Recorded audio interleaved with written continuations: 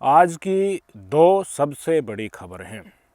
एक खबर आपके पलकों के सामने ही आपको सोशल मीडिया पर, टेलीविज़न मीडिया पर बार बार नज़र आ रही होगी। दूसरी खबर को कोई बताने वाला नहीं होगा।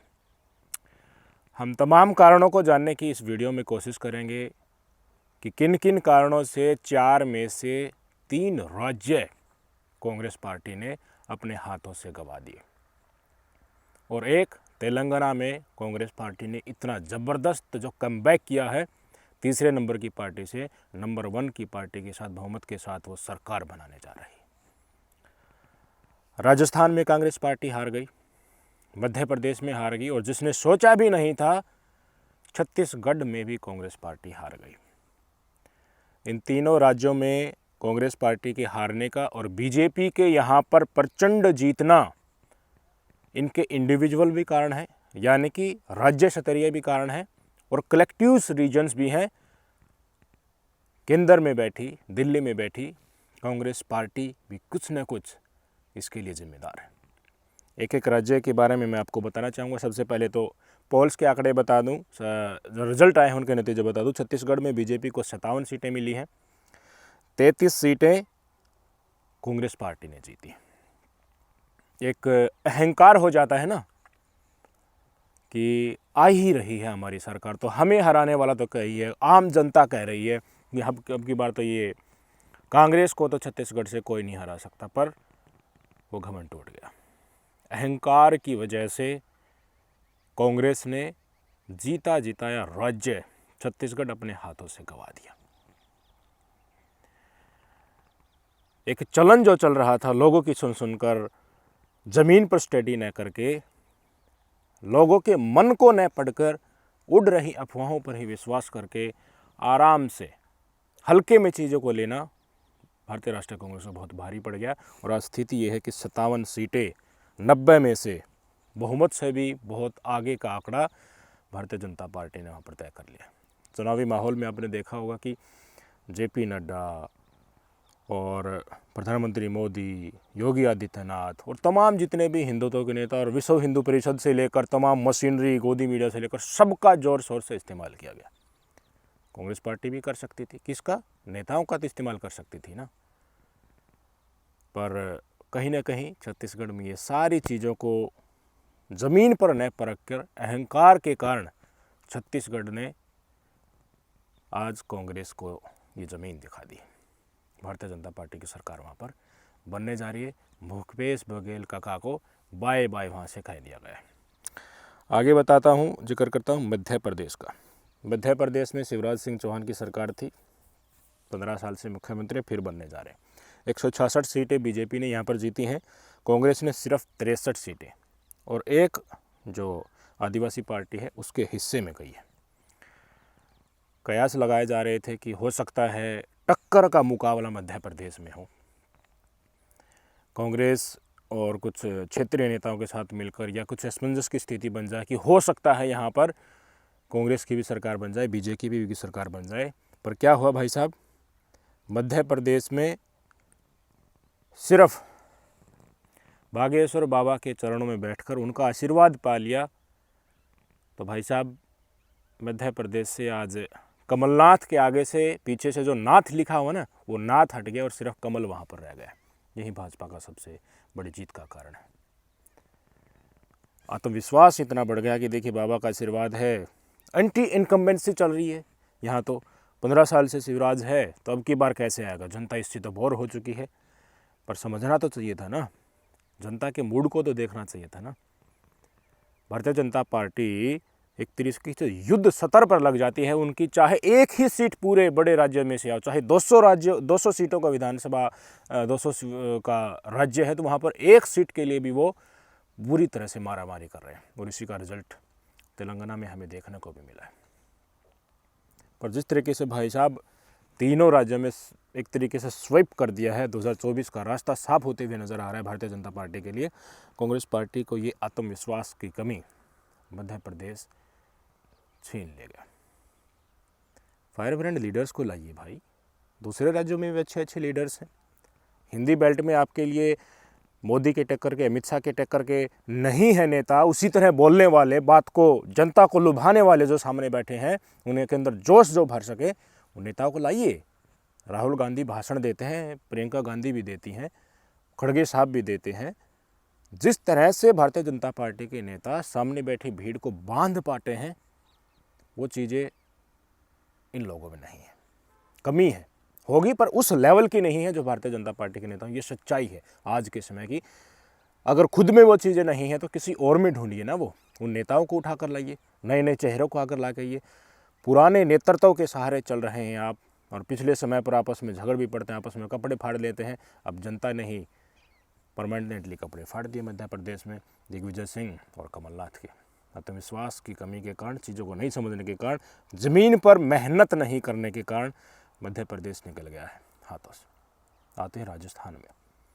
अंदरूनी कलह, सिर्फ ये लफ्ज़ है, अंदरूनी कलह की वजह से कांग्रेस ने राजस्थान खोया है। हालांकि जिस तरह से भावनाएं चलती आ रही हैं काफ़ी समय से कि सरकार तो पलटी हो ही जाती है, हर बार सरकार पलटी होती है, उसका इफेक्ट तो रहता है, एक फ्लो तो रहता है, और उस फ्लो में धक्का मारने का काम किया किसने? अंदरूनी कलह ने। नहीं तो कुछ भी हो सकता था इसमें। राजस्थान के पोल में एक बार दिखा दूं, अभी शाम के 5 बजे हैं। इस समय पर राजस्थान में बीजेपी के दिखाए गए हैं 115 सीटें, कांग्रेस की 69, जो क्षेत्रीय पार्टी हैं बीएसपी के 2, आदिवासी पार्टी के 3 और इंडिपेंडेंट 7 वहाँ पर जीत कर आए। ये राजस्थान का पोल है। 115 सीटों के साथ भारतीय जनता पार्टी पूर्ण बहुमत के साथ वहाँ पर सरकार बनाने जा रही है। कुछ आंकड़े दिखाना चाहूँगा, आप जानकर चौंक जाएंगे भाई साहब। ये तो 2023 का चुनाव था ना, इससे पहला चुनाव जो हुआ था 2018 का चुनाव, उस समय पर सचिन पायलट ने कितनी रैलियां की थी भाई साहब? 240 रैलियां उन विधानसभा चुनाव में। अब की बार कितनी की है? सिर्फ 24, 1/10। एक तो अंदरूनी कलह है, और ये कयास लगा लेना कि देखिए मेहनत तो मैं करूँगा, मुख्यमंत्री तो अशोक गहलोत को ही बनना है, तो फिर मैं क्यों मेहनत करूँ। इसके कारण सरकार ही हाथ से चलेगी। उप मुख्यमंत्री बने थे, उप मुख्यमंत्री का पद ही छिन गया। केंद्रीय नेतृत्व को ये चीज़ें समझनी चाहिए थे। और जिस तरह से पिछले समय में आपने देखा होगा, सचिन पायलट धरने पर बैठ गए थे, यात्रा निकालने लगे थे कि देखिए भ्रष्टाचारियों के खिलाफ हमारी ही कांग्रेस सरकार कार्रवाई नहीं कर रही है। अशोक गहलोत के खिलाफ भ्रष्टाचार के मुद्दे को लेकर धरने पर बैठ गए थे। चेतावनी केंद्रीय कमान से मिली और समझाया गया इनको, तब जाकर ये वापस वहाँ पर उठे थे। तो इस तरह की चीज़ें आती हैं, और एक फ्लो चल रहा है कि आई बार सरकार बदलती है तो कौन बर्दाश्त करेगा भाई। तुम्हारे तो आपस में ही फूट पड़ी हुई है। तुम्हें सरकार चाहिए, सरकार आएगी तभी तो भाई साहब मुख्यमंत्री उप मुख्यमंत्री बनोगे। सरकार ही नहीं आएगी तो आप बन लो ना, क्या बनोगे। और भारतीय जनता पार्टी ने पूरी चीज़ों को, एक एक नज़रिए को देखा, और क्षेत्रवार जो मुद्दे हावी पड़ सकते हैं पहले उनको भापा। मारवाड़ का इलाका है, उसमें पूरी तरीके से कन्हैया लाल के मुद्दे को उठाया। जहाँ पर आदिवासियों के मुद्दे से हो सकता था, वहाँ पर अनाज जो फ्री में दिया जा रहा है उनको मुख्य पटल पर रखा। केंद्रीय योजनाएं जितनी चल रही हैं, महिलाओं की वोट आप समझ नहीं सकते, इतनी बड़ी संख्या में महिलाओं की वोट मिली है भारतीय जनता पार्टी को। उम्मीद से भी ज़्यादा महिलाओं को खुश किया। महिलाओं के लिए मध्य प्रदेश में भी योजनाएं चलाई जा रही हैं, राजस्थान में भी सिलेंडर देने का वादा किया गया। तमाम चीज़ें ही सामने बैठी भीड़ को लुभाया गया, चीज़ों को समझा गया। जो सर्वे एजेंसियां इन्होंने रखी हैं उनके साथ जो फीडबैक मिला है उनके ऊपर पूरी तरह से काम किया गया। वार स्तर पर, युद्ध स्तर पर काम करके तीनों राज्य फतेह कर ली। तो ये थे इंडिविजुअल कारण कि यहाँ पर कांग्रेस क्यों हारी और खुला मैदान छोड़ दिया भारतीय जनता पार्टी ने। भारतीय जनता पार्टी क्यों जीती? काऊ बेल्ट में सबसे बड़ा रीजन है हिंदुत्व की राजनीति बहुत भारी पड़ गई। किसके ऊपर? कांग्रेस के ऊपर। तो हिंदुत्व की राजनीति उनकी भारी पड़ी तो कांग्रेस की भी हल्की पड़ी होगी। तो इसके लिए कलेक्टिव रीजन आ जाते हैं, सामूहिक कारण कांग्रेस के केंद्रीय नेतृत्व में रहे। सबसे बड़ा मुद्दा तो यही रहा। इंडिया गठबंधन किया भाई साहब, और आपके ही इंडिया गठबंधन से सनातन धर्म को जो अपशब्द कह रहा है, सनातन धर्म पर ऐसी टिप्पणी कर रहा है कि सनातन धर्म तो एड्स है, कैंसर है, इस तरह के शब्दों को इस्तेमाल करते हैं, और आप चुप्पी साध कर बैठ जाते हैं कई दिनों के लिए। इससे जनता में एक बहुत बड़ा संदेश गया। मध्य प्रदेश में आपने सोचा कि बाबा बागेश्वर धाम जी की पर्ची निकलवाने से आपको वहाँ पर सरकार मिल जाएगी, हिंदुत्व का अखाड़ खेल लेंगे, और एक तरफ केंद्रीय ताकतें जो हैं, केंद्रीय कांग्रेस पार्टी जो है, केंद्रीय नेता जो हैं आपके दिल्ली में बैठे हुए लोग हैं कांग्रेस मुख्यालय में, वो चुप्पी साध लेते हैं, तो जनता में एक बहुत बड़ा संदेश जाता है कि अब अपने नेताओं के खिलाफ, जब सरकार नहीं है इंडिया गठबंधन के केंद्र में, उस समय पर ये टिप्पणियां कर रहे हैं कि सनातन धर्म को खत्म होने देना चाहिए, एड्स और कैंसर जैसा है। सेकुलरिज्म की विचारधारा जो कांग्रेस की मानी जा रही थी, इस पर अड़ग रहेगी। उसके ऊपर कांग्रेस को सबसे बड़ा झटका यहीं पर मिला। सबसे बड़ा कलेक्टिव रीजन हिंदुत्व को लेकर था, इसलिए काऊ बेल्ट में आज पूरी तरह से भगवा लहरा गया। कुछ छोटे मोटे राज्य बचे, जैसे हिमाचल प्रदेश वाला राज्य बचा था, और जितने भी क्षेत्रीय बड़ी बड़ी समस्याएं, पुरानी पेंशन स्कीम, बेरोजगारों के मुद्दे, किसी ने कुछ नहीं सुना। जनता भाजपा को वोट देकर आई है और भाजपा की सरकार बनी है। ये पहला रीजन था, सनातन का अपमान करना। सेकुलरिज्म की विचारधारा कांग्रेस की थी, तो उसको उसी के ऊपर रहना चाहिए था, न तो उधर की सुननी न इधर की सुननी, बीच बिचाव करना। ये सबसे बड़ा रीजन था। और अगर कांग्रेस पार्टी चाहती है कि जिस तरह से भारतीय जनता पार्टी हिंदुत्व की राजनीति कर रही है, हम भी थोड़ा थोड़ा हिंदुत्व कर ले चुनाव से पहले, और उसके बाद में सेकुलरिज्म का झंडा पकड़ ले, ये कामयाब होने वाला नहीं। एक मिठाई की दुकान है, काफ़ी सालों से चली आ रही है, उसकी अच्छी ब्रांडिंग है, लोग वहाँ से मिठाई लेकर जा रहे हैं। आपने साइड में ही नई दुकान खोल ली, आपकी मिठाई उस ब्रांडेड दुकान की मिठाई से अच्छी भी है और सस्ती भी है, पर आपसे कोई लेगा नहीं। क्यों? क्योंकि आपकी मिठाई नई नई है, मार्केट में उसको टेस्ट नहीं किया गया, और उनकी मिठाई काफ़ी दिनों से टेस्ट के साथ चल रही है। बेशक वो महंगी भी देगा तो भी उसको लोग लेंगे। क्यों? क्योंकि हिंदुत्व का एजेंडे के ऊपर भारतीय जनता पार्टी ने दशकों तक काम किया है। उनको पता है कि ये क्या करते हैं और क्या करने वाले हैं। कांग्रेस पार्टी ने दिखाया कि हमने देखे पुरानी पेंशन का वादा किया, वो भी दे दिया, महिलाओं के लिए स्कीम थी वो भी दे दी, पर बीजेपी भी कहती है हमने 370 हटाने का वादा किया, 370 हटा दी। हमने राम मंदिर बनाने का वादा किया, हमने राम मंदिर बना दिया, पर उनसे भी फ़ायदा हो या न हो ये बात नहीं है। कितना फ़ायदा है वो आप सबको पता है। और एक और दूसरा मुद्दा, कलेक्टिव रीजन, जिसकी तरफ मैं आपको लेकर जाना चाहूँगा, वो है जातीय जनगणना। जातीय जनगणना का फवारा विपक्ष ने सोच लिया, कांग्रेस पार्टी ने सोच लिया कि अब ही इसको भुनाने का सबसे बड़ा समय, पर नहीं। आपने तो सोच लिया जातीय जनगणना करवाने का ऐलान कर दिया कि सभी हमारी सरकारों में जातीय जनगणना होगी, पर जनता के मूड की जनगणना तो आपको करानी थी ना। जनता क्या चाहती है आज के इस समय में? निश्चित तौर पर आगे आने वाले समय में जातिगत जनगणना का मुद्दा बड़ा बन सकता है, पर अब जनता इसके लिए तैयार नहीं है। अब जनता क्षेत्रीय मुद्दे जो गंभीरता से जिनसे त्रस्त हैं, और केंद्र में जो सरकार जिन मुद्दों को लेकर हावी पड़ती है कांग्रेस के ऊपर, उनसे कहीं ना कहीं फिसड्डी साबित हुई। कांग्रेस सरकार इसके ऊपर सही से विचार नहीं कर पाई, जनता का मन नहीं मोह पाई। इसलिए दूसरा कलेक्टिव रीजन, बहुत ज़्यादा विश्वास कर लेना जातीय जनगणना के ऊपर कि जातीय जनगणना कर लेंगे और इस मुद्दे को उठाते रहो सिर्फ। इसलिए सारे पिछड़ों की वोट, मुसलमानों की वोट और आदिवासियों की वोट हमारे पाले में आ जाएंगे, पर ऐसा बना नहीं। ये वोट बिखर गए, नहीं आए सारे के सारे कांग्रेस पार्टी के पाले में। तो दूसरा सबसे बड़ा रीजन यही था भाई साहब। तीसरा मुख्य रीजन जिसके साथ हमारी दूसरी बड़ी खबर निकली है, मैंने बताया था ना शुरुआत में कि दो सबसे बड़ी खबर है। एक खबर तो मैंने बता दी कि तीनों राज्यों में कांग्रेस हार गई, बीजेपी जीत गई। चौथी बड़ी खबर है तेलंगाना।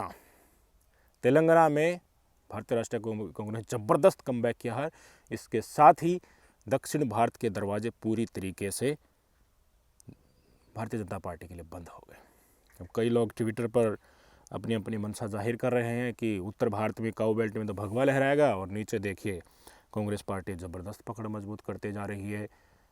कुछ अपनी अपनी कयास लगा रहे हैं। कुछ लोग तो ये भी कह रहे हैं कि देखिए उत्तर भारत के लोग तो मूर्ख हैं, पढ़े लिखे नहीं हैं, कम पढ़े लिखे नहीं हैं, हिंदुत्व के एजेंडे में फंस जाते हैं, साउथ वाले पढ़े लिखे हैं, दिमाग से काम लेते हैं। पर ये बातें नहीं हैं। जनता ने वोट दिया है, वो बहुत सारे मुद्दे देखे। सारी जनता मूर्ख थोड़ी है।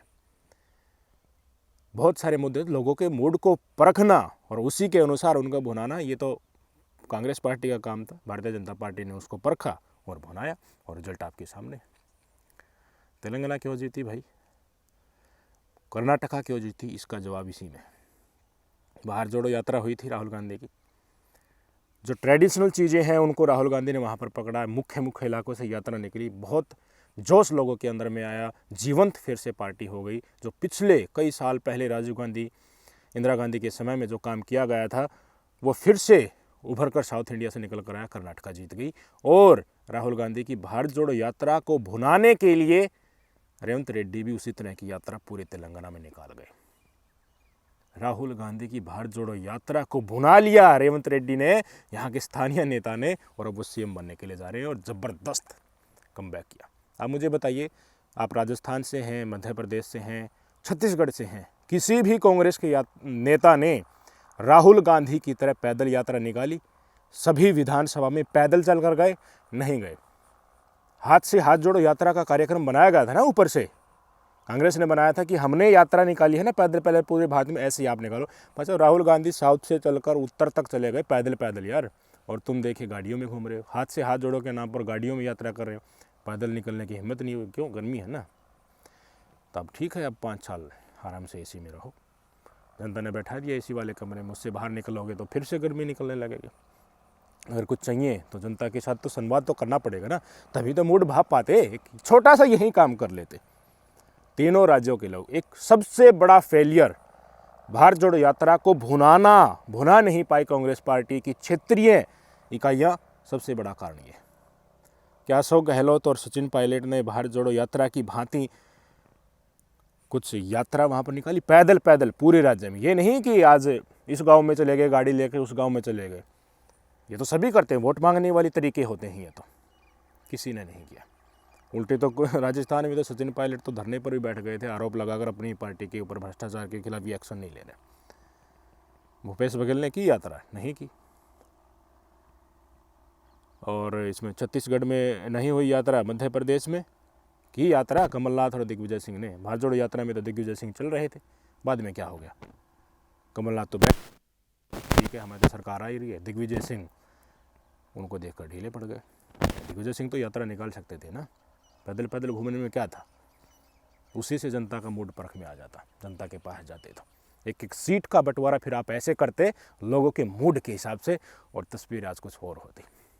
ट्विटर पर कुछ ट्रेंड करवाने से और ये बोल देने से मात्र कि राहुल गांधी निकले देश को जोड़ने के लिए, तो अकेले राहुल गांधी जब तक मोदी है एकदम से कोई महामानव बनकर थोड़ी ना एक सब मंत्र मार देंगे कि देखिए कांग्रेस पार्टी यहाँ पर जीत सकती है। क्षेत्रीय इकाइयों को भी तो मेहनत करनी पड़ेगी ना। ये तमाम चीज़ें थी। आगे आने वाले समय में देखिए अब तस्वीरें बहुत कुछ साफ हो गई है 2024 के चुनाव के लिए। काऊ बेल्ट में पूरी तरह से भारतीय जनता पार्टी स्वीप करेगी, ये आज बता रहा हूँ। साउथ में कांग्रेस पार्टी बहुत हावी रहेगी, बहुत हावी रहेगी। पूरी तरह से दरवाज़ा बंद होने के बाद एक जोश जो होता है ना, जैसे उत्तर भारत में मोदी जी ठोक कर कहते हैं कि ये मोदी की गारंटी है और एक आत्मविश्वास बन जाता है, वहीं आत्मविश्वास धीरे धीरे अब साउथ में बनता हुआ नजर आएगा। टक्कर कैसी होगी वास्तव में सारे आंकड़े को अलग अलग स्टेट, क्योंकि साउथ में बहुत बड़े बड़े स्टेट हैं, ये मत सोचिए आप। उत्तर में तो एक उत्तर प्रदेश ही ऐसा सीट है जिसमें क्षेत्र है जहाँ पर बहुत बड़ी संख्या में लोकसभा की सीटें हैं, पर साउथ में बहुत बड़े बड़े स्टेट हैं। कर्नाटका हो गया, तेलंगाना हो गया, आंध्र प्रदेश हो गया, भाई साहब ये सारा, तमिलनाडु हो गया, केरला हो गया, उधर आप देख लीजिए तटीय क्षेत्रों में देख लीजिए, वेस्ट बंगाल वाला इलाका, उड़ीसा वाला इलाका, ये तमाम जो क्षेत्रीय पार्टियां फिर किस पर तरफ जाती हैं ना, वो सबसे महत्वपूर्ण 2024 के चुनाव के लिए होगा। बीच एक लाइन से खिंच गई है, ऊपर बीजेपी, नीचे कांग्रेस। क्षेत्रीय पार्टियां जिस तरफ जितनी बटेंगी वहीं विजय होगा। ये 2024 की असल तस्वीर है। चंद महीने बाकी, देख लिया जाएगा। इस तमाम प्रकरण पर आपका क्या सोचना है, और जहाँ जहाँ भारतीय जनता पार्टी की सरकार आ रही है उन्हें हम शुभकामनाएं देते हैं और आस ये करते हैं जिस तरह का हम कंटेंट डालते उसी के अनुसार कि राजस्थान में जहाँ पर आई है, हरियाणा में बगल में बीजेपी की सरकार है, भाई साहब नूह के एरिया को बकस देना, नहीं तो वहीं फिर से नफरत का माहौल देखने को मिलेगा। आपकी सरकार के आड़ में कुछ लोग अपने फ़ायदे के लिए जो तांडव करते हैं, उस तांडव को रोकने की कोशिश कीजिएगा। ये बालकनाथ ने भी कहा था कि देखिए हमारी सरकार आती है, हम किसी में कोई भेद भी नहीं करेंगे, मुसलमान हो या हिंदू हो, उसको करके दिखाएंगे तो इनकी सराहनीयता लोगों के दिल में और ज़्यादा बढ़ेगी। आपका क्या विचार है बताइए। नमस्कार।